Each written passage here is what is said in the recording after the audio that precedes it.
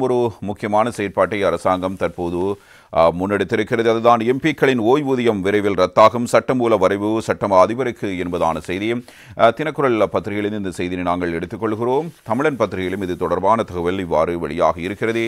எம்பிக்களின் ஓய்வூதிய நீக்கம் சட்டமூலம் அடுத்த வாரம் சபைக்கு என்பதாக இந்த தகவலை காணுகிறோம்.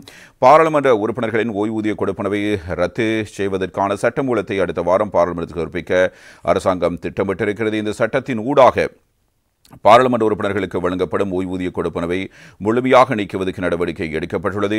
பாராளுமன்ற உறுப்பினர்களுக்கான ஓய்வூதியத்தை ரத்து செய்வதற்கான நோக்கத்தின் அடிப்படையில் இது இவ்வாறு செயற்படுத்தப்படுகிறது என்பது முக்கியமான தகவலாக அமைகிறது.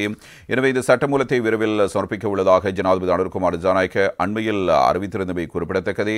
அதன் பிரகாரமே சட்டமூலத்தை அடுத்த வாரம் சபைக்கு முன்வைக்க ஏற்பாடு செய்யப்பட்டிருக்கிறது. தொடர்பில் தொழிற்கல்வி பிரதி அமைச்சர் நளின் ஹேவகே நேற்று முன்தினம் இடம்பெற்ற நிகழ்வு ஒன்றில் கலந்து கொண்டு கருத்துக்களை வெளிப்படுத்தியிருந்தார். பாராளுமன்ற உறுப்பினர்கள் ஓய்வூதிய கொடுப்பனவை நீக்குவதற்கான சட்டமூலத்தை அடுத்த வாரம் பாராளுமன்றத்துக்கு சமர்ப்பிக்க திட்டமிட்டுள்ளோம். ஊழல் மோசடிகள் இல்லாமல் ஆக்கப்பட்டுள்ளன. ஜனாதிபதிகள் முதல் நாங்கள் அரசு அதிகாரிகள் வரை சகலருக்கும் வழங்கப்பட்டிருந்த சலுகைகள் குறைக்கப்பட்டிருக்கின்றன. அந்த அரசியல் கலாச்சாரம் மாற்றியமைக்கப்பட்டிருக்கிறது.